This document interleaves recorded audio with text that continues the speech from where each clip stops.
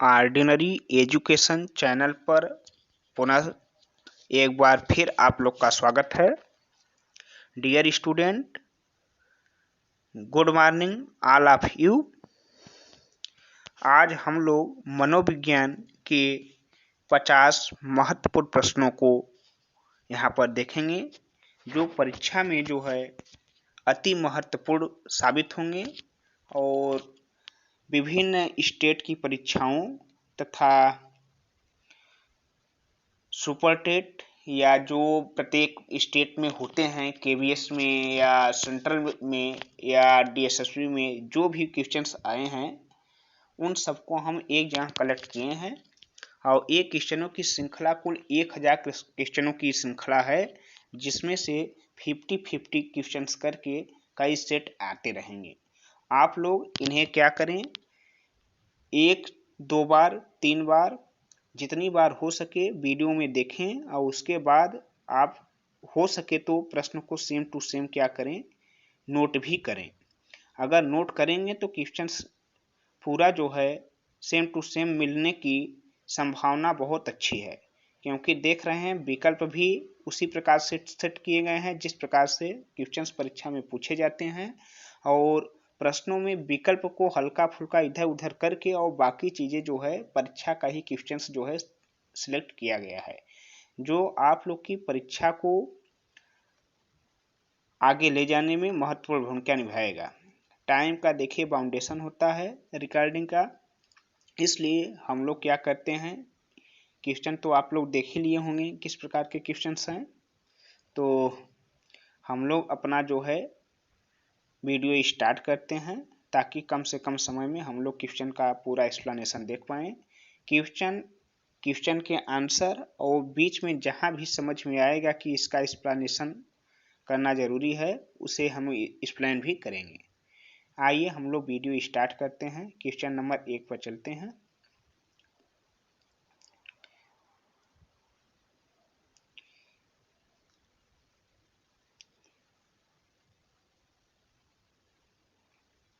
ठीक, question number 1 बोल रहा है कि आधुनिक मनोविज्ञान का जनक माना जाता है। आधुनिक मनोविज्ञान का जनक माना जाता है। जब कभी आपसे आधुनिक मनोविज्ञान के जनक के बारे में प्रश्न पूछा जाए तो क्वेश्चन हम लोग पढ़े थे संरचनावाद। संरचनावाद को कहा जाता है निर्मितवाद या निर्माणवाद। इसमें जो है विलियम वुंट इसका जनक माना जाता था संरचनावाद का, और एडलर, बेडफोर्ड एंड टिचनर, ये जो तीनों जो थे ये इसके जो हैं सहयोगी थे। तो इन्होंने क्या किया था, सन 1879 ईस्वी में जर्मनी के लिपजिंग शहर में एक मनोविज्ञान की प्रयोगशाला स्थापित किया था और इसके ही प्रयास से 1880 ईस्वी में मनोविज्ञान को एक स्वतंत्र विषय के रूप में दर्जा प्राप्त हुआ। इसलिए विलियम वुंट को का आधुनिक मनोविज्ञान का क्या माना जाता है, जनक माना जाता है। यहाँ थोड़ा सा विकल्प मिसप्रिंट हो गया है, विलियम जेम्स नहीं विलियम वुंट होना चाहिए।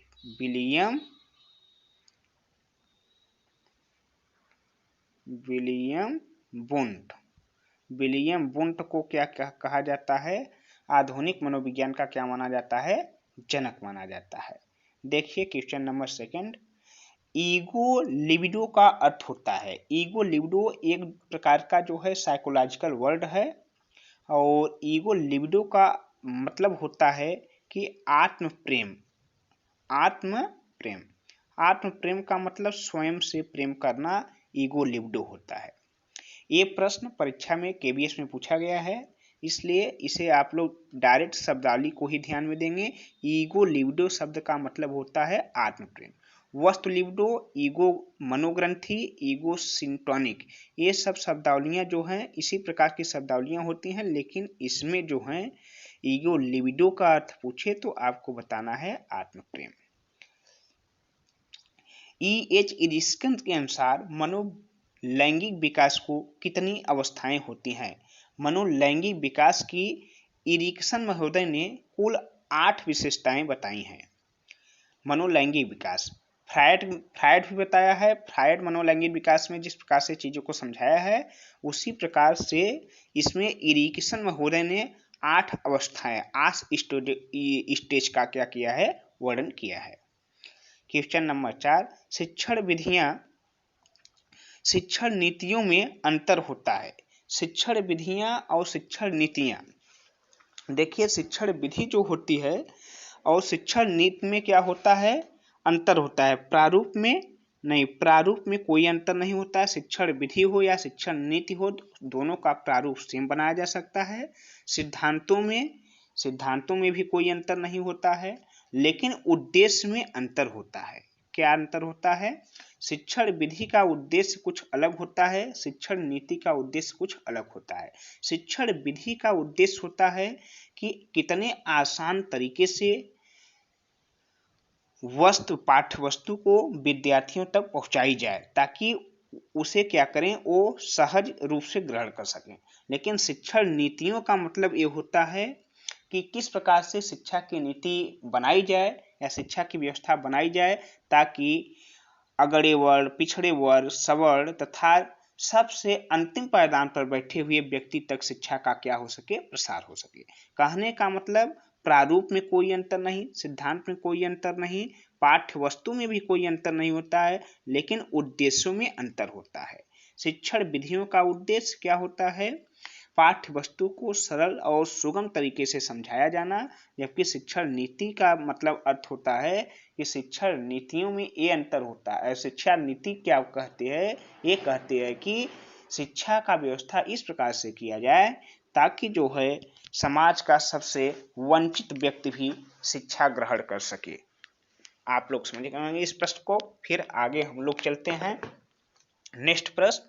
नेक्स्ट प्रश्न हम लोगों का क्वेश्चन नंबर 5। क्वेश्चन नंबर 5 क्या कह रहा है?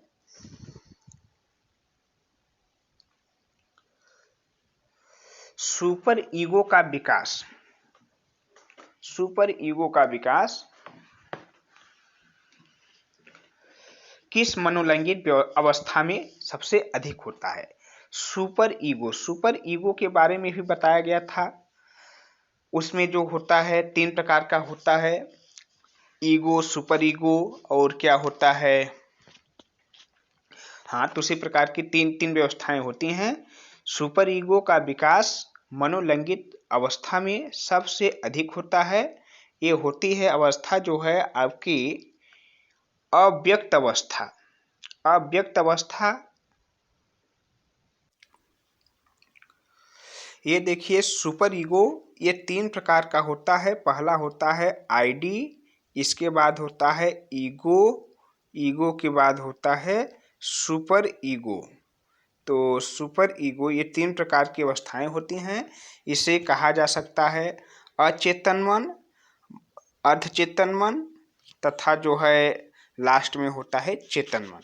और चेतन मन को ही हम लोग क्या कहते हैं? सुपर ईगो कहते हैं।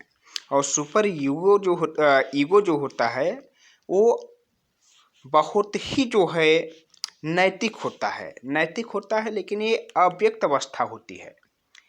इसमें क्या होता है, ये अर्जित किया जाता है, नैतिकतावादी होता है, ये आदर्शवादी होता है तथा ये बच्चों को सामाजिकरण में महत्वपूर्ण भूमिका अदा करता है। और इसकी प्रकृति आध्यात्मिक होती है। आध्यात्मिक होने के कारण ये क्या होता है? अव्यक्त होता है। क्या होता है? अव्यक्त होता है। पूछा जाए सुपर ईगो का विकास किस मनोलैंगिक अवस्था में सबसे अधिक होता है, तो आपको बताना है अव्यक्त अवस्था में सबसे अधिक होता है। किस मनोवैज्ञानिक ने कहा कि चेतन मन के साथ अचेतन मन पर भी ध्यान केंद्रित करना चाहिए? तो चेतन मन के साथ अचेतन मन, देखिए जब भी चेतन मन, अर्धचेतन मन और अचेतन मन की बात आए तो इन सब में कौन आता है? इन सब में आता है फ्रायड। फ्रायड क्या है? मनोविश्लेषण संप्रदाय का जनक है। फ्रायड क्या होता है? फ्रायड मनोविश्लेषण संप्रदाय का जनक होता है और इसका जन्म जो है 6 मई 1856 को होता है और ये जो है सिगमंड फ्रायड पागलों का डॉक्टर होता है। और जर्मनी के जो है पैंसी नगर में, ये पैंसी नगर जो जर्मनी नहीं सॉरी पेरिस में है, वहाँ पर जो है पागलों की डॉक्टरी करता है। और वहाँ पर यही जो है अचेतन मन, चेतन मन तथा अर्धचेतन मन के बारे में अध्ययन करता है। कुल मिला जुला कर जहाँ पर चेतन मन, अर्धचेतन मन ये सब की स्थिति आए, आपको क्या करना है, फ्रायड। इसके बारे में जो है डिटेल वीडियो बनाई गई है। फ्रायड के अनुसार असामान्य व्यवहार का मौलिक कारण है। फ्रायड के अनुसार असामान्य व्यवहार का मौलिक कारण जो होता है वो होता है आंशिक दमन। क्या होता है? आंशिक दमन। उन्होंने क्या बताया था कि फ्रायड ने बताया था कि जो अर्धचेतन और चेतन और ये जो है अचेतन मन होते हैं, इन सब में कई प्रकार की अवस्थाएं पाई जाती है, जिसमें भावना होता है, भावना के बाद होता है संवेग होता है, मूल प्रवृत्तियां होती हैं, दमित इच्छा होती है, यौन ऊर्जा होती है, अनैतिक, असामाजिक तथा अमर्यादित अवस्थाएं भी पाई जाती हैं। इस प्रकार से कहने का मतलब अचेतन मन, चेतन मन और अर्धचेतन मनों में कई प्रकार की अवस्थाएं पाई जाती हैं, जिसमें क्या होता है, व्यवहार का मौलिक कारण जो होता है वो आंशिक दमन होता है।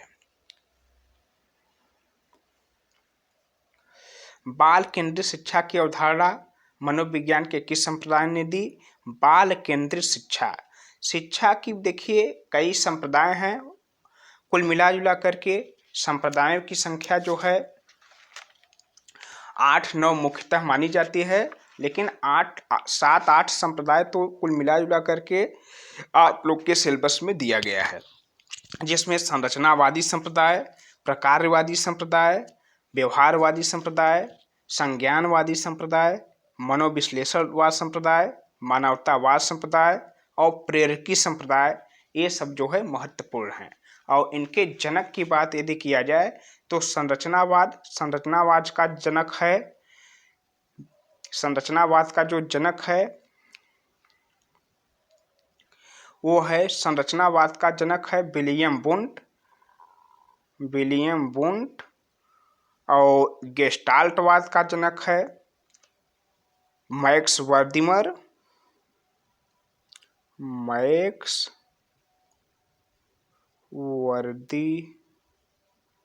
ये जर्मनी का है। मनोविश्लेषण संप्रदाय का ये तो फ्रायड है, और इसके बाद व्यवहारवाद का तो जनक जो है आप लोग जानते हैं, व्यवहारवाद का जनक वाटसन है। कुल मिला जुला करके प्रश्न में पूछा जाए बाल केंद्रित शिक्षा की अवधारणा किसने दिया, तो बाल केंद्रित शिक्षा की अवधारणा मनोविश्लेषणवाद ने दिया। मनोविश्लेषणवाद ने क्या कहा कि जो शिक्षा होनी चाहिए वो बालकों को केंद्र में रखकर होनी चाहिए। नेक्स्ट क्वेश्चन, मनोविज्ञान आचरण एवं व्यवहार का यथार्थ विज्ञान है। ये किसने कहा? मनोविज्ञान आचरण एवं व्यवहार का यथार्थ विज्ञान, ये किसने कहा है? तो ये क्वेश्चंस आप लोग समझ रहे हैं कि आचरण और व्यवहार शब्द कौन बताया था? विलियम मैकडूगल ने बताया था। इन्होंने बताया था कुल 14 प्रवृत्तियां होती हैं, जिन्हें हम मूल प्रवृत्ति कहेंगे। इन्हीं मूल प्रवृत्तियों के आधार पर विलियम मैकडूगल ने मनोविज्ञान में आचरण एवं व्यवहार के बारे में अध्ययन किया और बताया कि व्यक्ति कोई भी क्रिया या व्यवहार करता है तो उसके पीछे कोई न कोई एक मूल प्रवृत्ति कार्य करती है। ठीक, क्वेश्चन नंबर 10 हम लोग देखते हैं। 10 नंबर का मतलब है, कह रहा है शिक्षा के संकुचित अर्थ में शिक्षा प्रदान की जाती है। शिक्षा का जो 2 अर्थ होता है, एक व्यापक मतलब अर्थ होता है, एक संकुचित अर्थ होता है। शिक्षा का व्यापक अर्थ होता है कि व्यक्ति जो है अपने देश के विकास में कुछ योगदान दे सके, अपने समाज को सुधार सके, अपने जो है आसपास के वातावरण को सुधार सके, लेकिन शिक्षा का संकुचित अर्थ यदि कहा जाए तो शिक्षा का संकुचित अर्थ ये होता है कि वो एक निश्चित स्थान पे स्वयं शिक्षा लेकर अपना विकास कर सके। तो संकुचित अर्थ में क्या होता है, स्थान निश्चित होता है, लेकिन यदि कहा जाए व्यापक अर्थों में तो उसका न तो स्थान फिक्स होता है न तो व्यक्ति फिक्स होता है। शिक्षा का संकुचित अर्थ आपको निश्चित स्थान पर निश्चित व्यक्ति का विकास करना है। ओके, देखिए क्वेश्चन टाइम का थोड़ा बाउंडेशन है और इस प्रकार से हम लोगों को कुल 50 क्वेश्चन कवर करने हैं, तो थोड़ा सा हम लोग फास्ट में रिवीजन करते हैं। इसकी अलग अलग टॉपिक पर हम वीडियो बनाएंगे और क्या उसका व्याख्या अपलोड करेंगे। लेकिन आप लोग का इसका आंसर क्या है, सही क्या है, प्रश्न को थोड़ा सा फास्ट में हम लोग रिवीजन करते हैं। क्वेश्चन नंबर 11, क्वेश्चन नंबर 11, मनोविज्ञान व्यवहार का अनुभव का विज्ञान है, यह कथन किसका है? तो मनोविज्ञान जो है व्यवहार व अनुभव, व्यवहार व अनुभव शब्द के लिए परिभाषा में क्या आता है, व्यवहार और अनुभव की बात आए तो व्यवहार में अनुभव यदि लगा दिया जाए तो व्यवहारवादी में स्किनर आएगा। क्या आएगा? स्किनर आएगा। इसके बाद जो है क्वेश्चन नंबर 12, क्वेश्चन नंबर 12 क्या करता है, बालकों की रुचि, बालकों की रुचि शारीरिक मानसिक योग्यता से भिन्नताओं का ध्यान किस प्रकार से शिक्षण में रखा जाता है?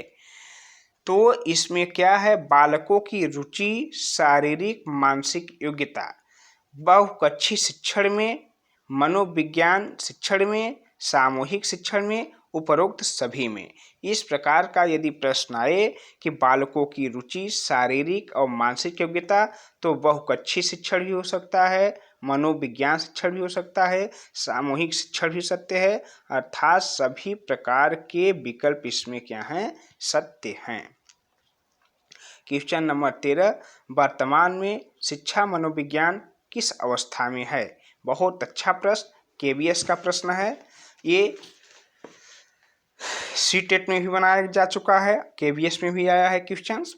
वर्तमान में शिक्षा मनोविज्ञान किस अवस्था में है? शिक्षा मनोविज्ञान के लिए वुडवर्थ महोदय ने बहुत अच्छा कथन कहा था कि आत्मा मन और व्यवहार सबका त्याग करने के बाद जो है इस समय ये जो है व्यवहार को क्या कर रहा है, धारण कर रहा है। वुडवर्थ का कथन तो आप लोग जानते ही होंगे। तो वर्तमान में शिक्षा मनोविज्ञान जो है वे अपनी शैशव अवस्था में है। अभी शिक्षा मनोविज्ञान जो है इसके क्षेत्र में बहुत चीज़ें जो है ज्ञात करनी है। अभी तो इसका जो है ब्रांचिंग हुआ है। पहले मनोविज्ञान एक विषय के रूप में 1880 में आया, 1880 में मनोविज्ञान विषय बना। इसके पहले वो तो दर्शन शास्त्र का विषय माना जाता था। अब धीरे धीरे इसकी आज की डेट में करीब करीब कुल 30 से अधिक मान्यता प्राप्त शाखाएं हैं, जिसमें एक शाखा शिक्षा मनोविज्ञान भी है और इसकी अवस्था आज की डेट में शैशव अवस्था चल रही है। क्वेश्चन नंबर 14, निम्न में से लंबात्मक विधि का अध्ययन किया था। लंबात्मक विधि का अध्ययन करने वाला था कार्ल सी गॉर्सन। क्वेश्चन नंबर 15, आधुनिक काल में एक परिवर्तन हुआ। आधुनिक काल में एक परिवर्तन हुआ है। मनोवैज्ञानिकों ने धीरे धीरे अपने मनोविज्ञान को दर्शन शास्त्र से पृथक कर लिया। दर्शन शास्त्र से पृथक कर लिया है। यह कथन किसका है? यह कथन जो है बहुत इम्पॉर्टेंट कथन है और यह कथन रायबर्न महोदय का है। क्या कथन है, एक बार फिर सुनिएगा आप लोग। आधुनिक काल में एक परिवर्तन हुआ है। मनोवैज्ञानिकों ने धीरे धीरे मनोविज्ञान को दर्शन शास्त्र से पृथक कर लिया। दर्शन शास्त्र से यह पृथक तो 1880 में ही हो गया था और जो विलियम वुंट के प्रयास से हुआ था, इसलिए विलियम वुंट को ही आधुनिक मनोविज्ञान का जनक भी माना जाता है। और यह कथन किसका है? रायबर्न महोदय का है। क्वेश्चन नंबर 16, निम्नलिखित में से मनोविज्ञान को मन का विज्ञान किसने कहा? मनोविज्ञान को मन का विज्ञान कहने वाला व्यक्ति है पेस्टालॉजी। पेस्टालॉजी ने मनोविज्ञान को क्या कहा? मन का विज्ञान कहा। ठीक। क्वेश्चन नंबर 17, प्ले वे पुस्तक के रचयिता हैं। पुस्तक का नाम है प्ले वे। पुस्तक का नाम क्या है? Play way. और ये पुस्तक की रचना करने वाले व्यक्ति का नाम है फ्रायड, वाटसन, मन, हेनरी कार्डवेल कुक। नहीं, इसमें जो है प्ले वे पुस्तक की रचयिता करने वाले व्यक्ति का नाम है मनोवैज्ञानिक मन। मनोवैज्ञानिक मन ने प्ले वे पुस्तक की रचना किया। क्वेश्चन नंबर 18, क्वेश्चन नंबर 18 क्या कर रहा है? निम्नलिखित में से शिक्षा का केंद्र बिंदु है। शिक्षा का केंद्र बिंदु जो होता है उसमें शिक्षा बालक को केंद्र में रखकर दी जाती है। शिक्षा का केंद्र बिंदु क्या होता है? बालक होता है। शिक्षा का केंद्र बिंदु क्या होता है? बालक होता है। किस विधि में प्रयोग के दौरान व्यक्ति का मस्तिष्क दो भागों में विभाजित हो जाता है? एक भाग निरीक्षण करता है, दूसरे का निरीक्षण किया जाता है। इस प्रकार का मतलब एक कथन है और यह एक दार्शनिक लैंग्वेज है। इसका मतलब होता है इसमें अंतःदर्शन होता है। अंतःदर्शन क्या करता है? अंतःदर्शन में दो प्रकार का मन होता, मस्तिष्क काम करता है। एक किसी को पॉजिटिव सोचता है तो एक नेगेटिव सोचता है। एक किसी कार्य को करने की प्रेरणा देता है तो एक उसके लाभ, हानि तथा उसके प्रभावों की व्याख्या करता है। इसलिए इसमें किस विधि में प्रयोग के दौरान व्यक्ति का मस्तिष्क दो भागों में विभाजित होता है तो क्या है? अंतःदर्शन होगा। 20 क्वेश्चन, स्किनर किस देश के वैज्ञानिक थे? स्किनर जो था वो जापान से संबंधित था, अमेरिका से, इंग्लैंड से, इटली से। स्किनर जो था अमेरिका का मनोवैज्ञानिक था। व्यवहार के निरीक्षण के द्वारा किसी के मस्तिष्क दशा का पता लगाना किस विधि की विशेषता होती है? व्यवहार के द्वारा निरीक्षण करके ये निरीक्षण विधि का जो है विशेषता है। मनोविज्ञान के संबंध में क्रो एंड क्रो की परिभाषा है। क्रो एंड क्रो क्या कहता है? मनोविज्ञान किसे बताता है? वो क्रो एंड क्रो कहता है किसी व्यक्ति के जन्म से लेकर वृद्धावस्था तक के अधिगम अनुभव का वर्णन तथा धारणा ही मनोविज्ञान है। क्रो एंड क्रो महोदय क्या कहता है? किसी व्यक्ति के जन्म से लेकर कहाँ तक? जन्म से लेकर के वृद्धावस्था तक का अध्ययन जो करता है वो क्रो एंड क्रो बताता है। क्वेश्चन नंबर 23, मनोविज्ञान को आत्मा का विज्ञान किसने कहा? मनोविज्ञान को आत्मा का विज्ञान कहने वाला व्यक्ति का नाम है अरस्तु। नेक्स्ट,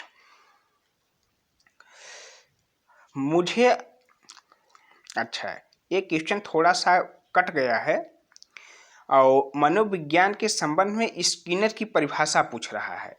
ऊपर देखिए क्वेश्चन दिया गया है, मनोविज्ञान के संबंध में स्किनर की परिभाषा पूछ रहा है। तो स्किनर महोदय ने मनोविज्ञान के बारे में जो बताया था वो बताया था, सबसे नीचे की परिभाषा दी गई स्किनर की, मनोविज्ञान शिक्षा का आधारभूत विज्ञान है। कि विकल्प ए चेक करिए, विकल्प ए कह रहा है मुझे बच्चा दो और बताओ कि उसे मैं क्या बनाऊं। इस प्रकार का कथन जो है वाटसन महोदय का है। और किसी व्यक्ति को जन्म से वृद्धावस्था तक के अनुभव का अध्ययन ये स्किनर महोदय का है। मनोविज्ञान आचरण तथा व्यवहार का यथार्थ विज्ञान है, यह जो है मन ने बताया था। लेकिन मनोविज्ञान जो है, मनोविज्ञान शिक्षा का आधारभूत विज्ञान है, यह कथन जो है स्किनर का है। वेरी गुड, विकल्प डी सही है। शक्ति मनोविज्ञान का प्रतिपादन किसने किया? शक्ति मनोविज्ञान का जन्मदाता का नाम है वाल्फ। वाल्फ महोदय ने क्या किया था? कहा कि ये मनोविज्ञान जो है ऊर्जाओं का एक पुंज होता है। ऊर्जाओं के पुंज के रूप में मनोविज्ञान को परिभाषित किया। कहें कि जिस व्यक्ति के मस्तिष्क में या शरीर में जितनी अधिक पॉजिटिव एनर्जी होती है उसका साइकोलॉजिकल विकास उस उतने ही अत्यधिक तीव्र गति से होता है। यह कथन वाल्फ महोदय का है।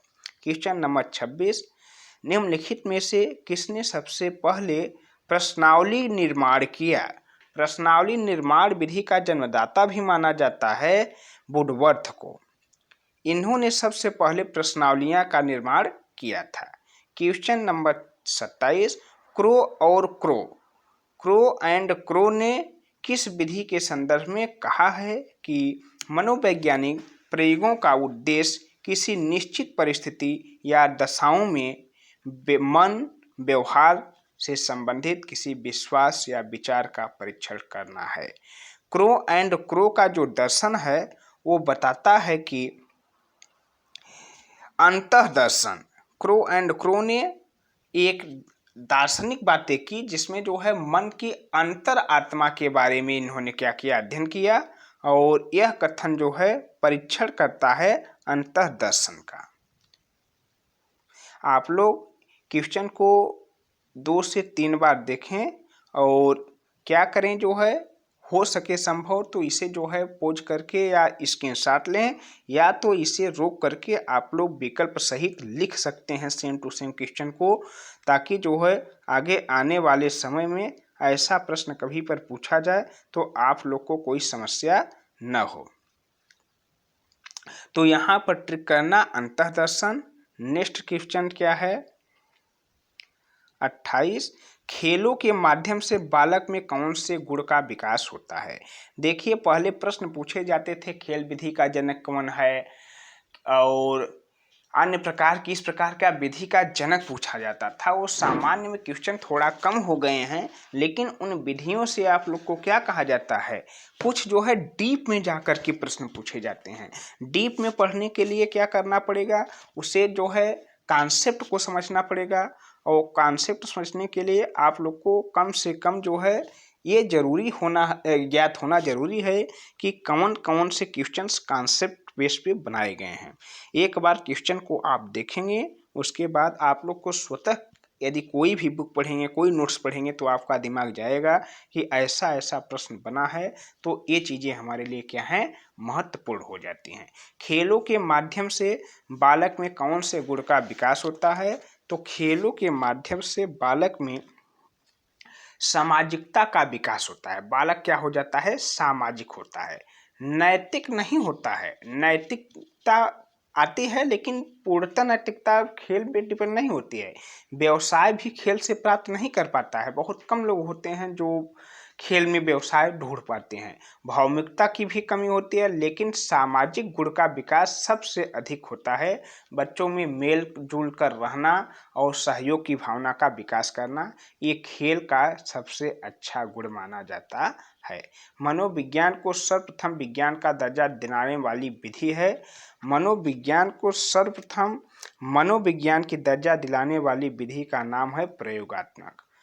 1879 ईस्वी में जर्मनी के लिपजिंग नगर में विलियम बुंट ने एक प्रयोगशाला स्थापित किया, जिसे आधुनिक में कार्ल मार्क्स विश्वविद्यालय के नाम से जाना जाता है। और इसी विलियम बुंट के प्रयास से ही क्या किया गया, मनोविज्ञान को एक अलग विषय के रूप में दर्जा दिया गया।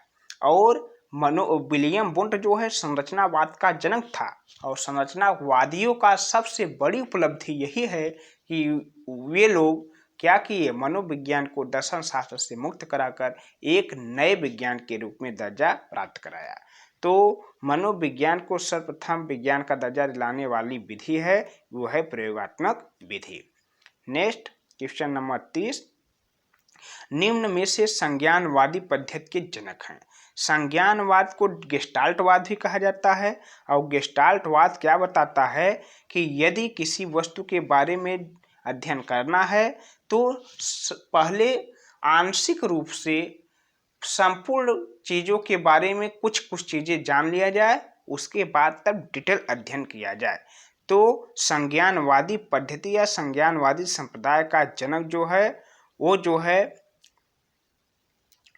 संज्ञानवाद का, वैसे तो जर्मन का प्रसिद्ध वैज्ञानिक जो है वर्दिमर है, जो संज्ञानवाद का क्या है, जनक है, लेकिन संज्ञानवादी पद्धति के जनक के रूप में यहाँ पर वर्दिमर का नाम तो है नहीं, इसलिए संज्ञानवाद में कोहलर हैं, कोर्ट लेविन हैं और कोर्ट कोफ्का हैं। तो हम लोग यहाँ पर संज्ञान, वाटसन तो व्यवहारवादी हो गया, जीन पियाजे और ब्रूनर ये सब तो जो है संज्ञानवादी है नहीं, तो हम लोग इसमें कोहलर एवं कोफ्का को ही क्या करेंगे, ट्रिक करेंगे। एक बार फिर समझिए क्या है, संज्ञानवादी पद्धति का जनक है वर्दीमर, और इसके फॉलोअर कौन कौन हैं? इसके फॉलोअर हैं कोहलर, कोर्ट कोफ्का और कोर्ट लेविन। लेविन भी है इसका फॉलोअर। तो हम लोग को क्या पता लगा, संज्ञानवादी पद्धति का जनक वर्दिमर है, ये जर्मनी का है, लेकिन वर्दिमर न होने पर कोहलर, कोफ्का एवं लेविन किसी एक को ट्रिक किया जा सकता है। तो इसमें वर्दिमर नहीं है, इसलिए इसका उत्तर क्या होगा, कोहलर होगा। बहिर्दर्शन विधि का प्रतिपादन किया था। बहिर्दर्शन विधि का प्रतिपादन करने वाला जो है, देखिए अंतर्दर्शन में स्किनर आता है और बहिर्दर्शन में क्या होता है, जेबी वाटसन आता है। अंतर्दर्शन कहेगा तो स्किनर को टिक करेंगे और बहिर्दर्शन की बात करेगा तो जेबी वाटसन को टिक करके आना। नेक्स्ट क्वेश्चन, साइकिल चलाने वाला स्कूटर चलाना सीख लेता है, इसका मतलब क्या होता है? साइकिल चलाने में, स्कूटर चलाने में, साइकिल में जो हम बैलेंस बनाते हैं, अन्य चीज करते हैं, उससे हमें क्या होता है, कुछ न कुछ हमें लाभ अवश्य मिल जाता है। इसलिए जब पूर्व ज्ञान को हम नए ज्ञान से जोड़ पाते हैं या नए ज्ञान को प्राप्त करने में पूर्व ज्ञान मदद करता है, तो ऐसे अधिगम को हम लोग धनात्मक अधिगम का स्थानांतरण कहते हैं। नेक्स्ट क्वेश्चन, अंतः निरीक्षण विधि के प्रतिपादक कौन है? जब अंतः निरीक्षण विधि आएगा तो हम लोग क्या करेंगे, निरीक्षण विधि का प्रतिपादन में अंतः निरीक्षण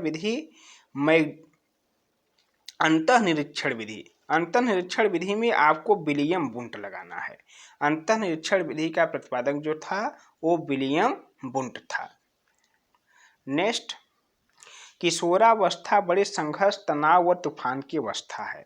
ये तो सब लोग जानते हैं, लेकिन जो है इसमें क्वेश्चंस देखिए, ये नहीं पूछा कि कौन सी अवस्था तनाव तूफान की अवस्था है। सब लोग पढ़ के जाते हैं किशोरावस्था बड़े संघर्ष, तनाव एवं तूफान की अवस्था है, लेकिन प्रश्न उल्टा लटक गया। कैसे लटका कि किशोरावस्था बड़े संघर्ष, तनाव और तूफान की अवस्था, ये आपको बता दिया और यह बताया कि यह कथन किसका है, तो ये स्टेनली हॉल महोदय का कथन है। स्टेनली हॉल महोदय ने सबसे पहले बाल उद्यान समिति का गठन किया। अमेरिका में जो है ये जो है बाल अध्ययन समिति का गठन करके बाल मनोविज्ञान या बाल विकास की अवधारणा का विकास किया।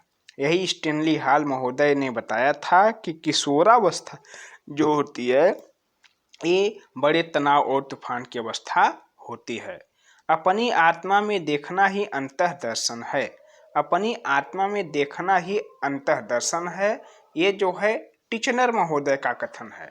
किसका कथन है? टिचनर महोदय का कथन है।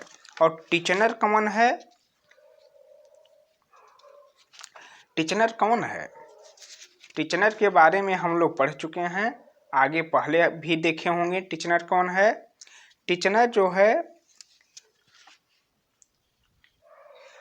इस अपनी आत्मा में देखना ही अंतर्दर्शन है, यह कथन टिचनर का है। और टिचनर जो है विलियम वुंट का सहयोगी था। विलियम वुंट कौन है? विलियम वुंट संरचनावाद का जनक है।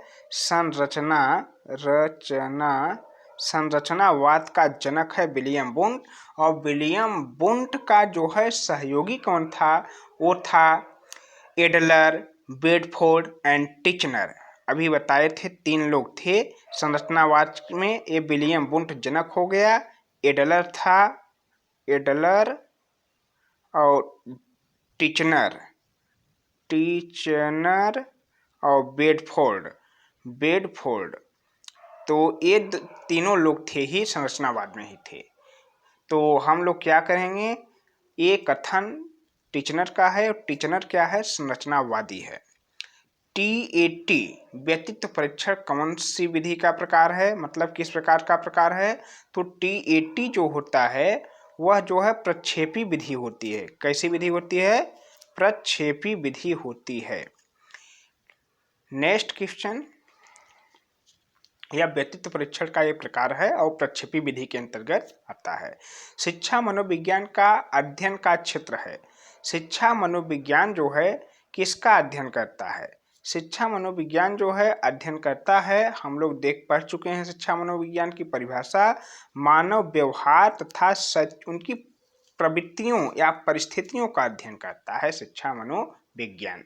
नेक्स्ट क्वेश्चन, राष्ट्रीय मानसिक विकलांगता संस्थान, राष्ट्रीय मानसिक विकलांगता संस्थान या विकलांग संस्थान जो है इंडिया में कहाँ पर है, इंडिया में मानसिक विकलांग संस्थान जो है हैदराबाद में है और ये इंडिया का प्रमुख संस्थान है जो विकलांगों की देखरेख तथा उनसे संबंधित जो है कोई अधिसूचना होता है तो जारी करता है।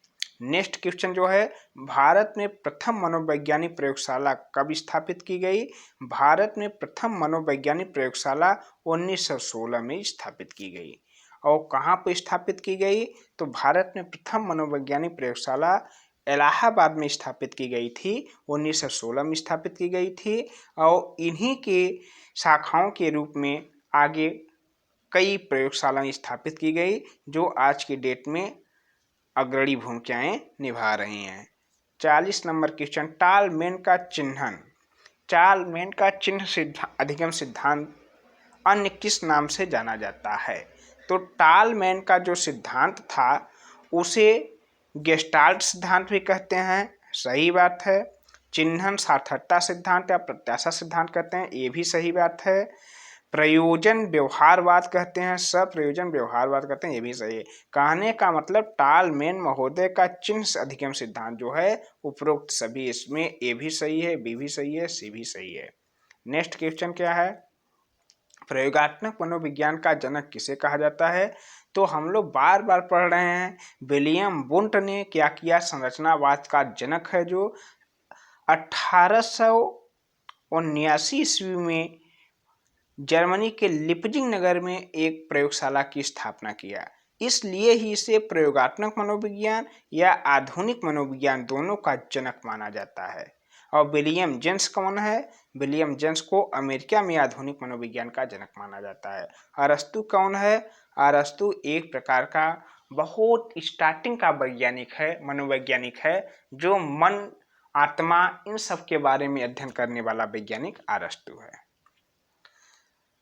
वोल्फगैंग कोहलर का अंतर्दृष्टि अधिगम का प्रयोग कब हुआ, अंतर्दृष्टि अधिगम का प्रयोग, अंतर्दृष्टि अधिगम का प्रयोग कोहलर ने किया था और कोहलर ने एक चिंपैंजी पर यह प्रयोग किया था और उन्होंने 1920 ईस्वी में इसका प्रयोग किया था। कब किया था, 1920 ईस्वी में इसका प्रयोग किया था।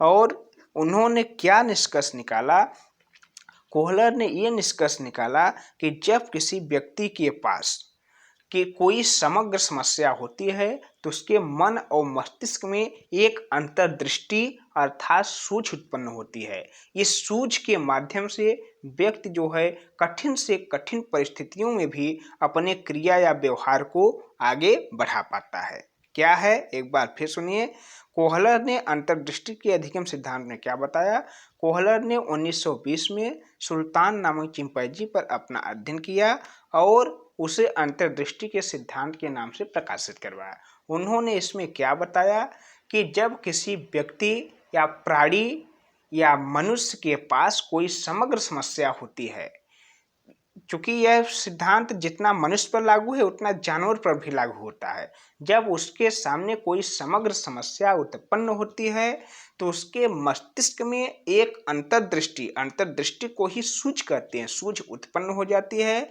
इस सूझ के कारण ही व्यक्ति जो है कठिन से कठिन परिस्थितियों में भी अपने क्रिया व्यवहार को आगे बढ़ा पाता है। यह कथन किसका है, कोहलर महोदय का है। चलो हम लोग आगे नेक्स्ट क्वेश्चन चलते हैं। अमेरिकी मनोविज्ञान का जनक माना जाता है। इसके पहले भी हम चर्चा किए कि विलियम वुंट जो है आधुनिक मनोविज्ञान का जनक है। अब विलियम जेम्स को क्या किया जाता है, अमेरिका में आधुनिक मनोविज्ञान का जनक माना जाता है। क्यों? क्योंकि विलियम जेम्स ने ही क्या किया था, अमेरिका में मनोविज्ञान को आगे बढ़ाया था। यह प्रकारवाद का जनक है, प्रकारवाद संप्रदाय का जनक है। इसके समर्थक हैं John Dewey, Edward Lee Thorndike, McKeen Cattell, William Woodworth and Rowland Angell. क्या है? विलियम जेम्स प्रकारवाद या कार्यवाद संप्रदाय का जनक है। यह अमेरिकी वैज्ञानिक है और इसके समर्थक हैं John Dewey, Edward Lee Thorndike और उसके गुरु जो हैं McKeen Cattell, William Woodworth and Rowland Angell. तो आप लोग के दिमाग में होना चाहिए कि इसके संप्रदाय के जनक कौन कौन हैं, कौन कौन इसके क्या हैं फॉलोअर हैं। और एक बार फिर आप लोग से अपील है कि आप लोग इसे पूरा वीडियो को देखें और आप क्या करें, इसे जो है क्वेश्चन को सेम टू सेम लिखें। समझ में आए तो एक्सप्लेनेशन को भी कोड करके कहीं ना कहीं लिखने का प्रयास करें, जिससे आप लोग कुछ न कुछ चीज़ें सीख पाएंगे। और यदि क्वेश्चन आप लोग को काम का हो, अच्छा लग रहा हो और लगे कि ये चीज़ें ठीक ठाक हैं, तो चैनल को भी ग्रो करने के लिए इसे सब्सक्राइब करें, ताकि चैनल पे अन्य प्रकार किसी प्रकार की चीज़ें आती रहें। अंतर्दृष्टि अधिगम में समस्या किस प्रकार की स्थिति पर ध्यान दिया जाता है? अंतर्दृष्टि का क्वेश्चन देखिए, अभी कोहलर अंतर्दृष्टि से संबंधित है और कोहलर से संबंधित एक प्रश्न गया, दूसरा प्रश्न क्या हो गया, फिर आ गया। तो कहने का मतलब हम बताए कि जब किसी व्यक्ति के सामने कोई समग्र समस्या होती है, समग्र का मतलब होता है संपूर्ण समस्या, तो ये कहा समस्या के किस स्थिति पर ध्यान दिया जाता है, तो समग्र समस्या या संपूर्ण स्थिति पर ध्यान दिया जाता है। ओके। जिस समूह में स्वतंत्र चर उपस्थित रहता है उसे कहते हैं, जिस चर में स्वतंत्र समूह उपस्थित होता है उसे हम लोग कहते हैं प्रयोगात्मक समूह। प्रयोगात्मक समूह में क्या होता है, उसमें सभी चीज़ें स्वतंत्र होती हैं और एक के बिना दूसरा जो है, एक के ऊपर दूसरा डिपेंड नहीं करता है। उसमें जो रिजल्ट आना है वो फैक्ट है, इतना रिजल्ट आएगा, किसी से लेना देना नहीं होता है। यही तो है प्रैक्टिकली, बहुत प्रैक्टिकली का आदमी है भाई, वो अपनी बात करता है। नेक्स्ट, निम्नलिखित में से स्टैनले हॉल द्वारा प्रतिपादित सिद्धांत है। स्टैनले हॉल महोदय ने क्या किया था, स्टैनले हॉल महोदय ने पुनरावृत्ति का सिद्धांत दिया था। किसका सिद्धांत दिया था? पुनरावृत्ति का सिद्धांत दिया था। और बाकी जो है पुनर्बलन का सिद्धांत तो आप लोग जानते हैं, द्वितत्व सिद्धांत, सब प्रयोजन व्यवहारवाद का सिद्धांत, ये सब सिद्धांत जो है अन्य लोगों का है। पुनरावृत्ति का सिद्धांत आप लोग जानिए स्टैनले हॉल महोदय का है। मनोविज्ञान को व्यवहार के विज्ञान के रूप में सबसे पहले परिभाषित किया था। सबसे पहले जो है वाटसन महोदय हैं, जिन्होंने ये व्यवहारवाद का जनक भी है, इन्होंने बताया था मनोविज्ञान इस समय जो है व्यवहार का विषय हो चुका है और व्यवहार में इसे यूटिलाइज किया जा सकता है, उपयोग में लाया जा सकता है। नेक्स्ट क्वेश्चन, किलपैट्रिक द्वारा प्रयोजना विधि का आविष्कार किया गया।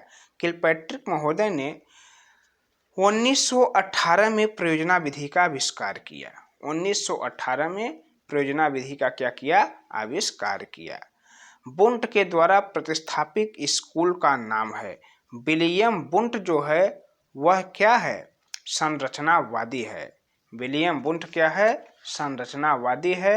और विलियम जेम्स क्या है, प्रकारवादी है। संरचनावाद विलियम बुंट, प्रकारवाद विलियम जेम्स और मनोविश्लेषणवाद सिगमंड फ्रायड और सहचर्यवाद आप लोग कमेंट में उत्तर बताएंगे।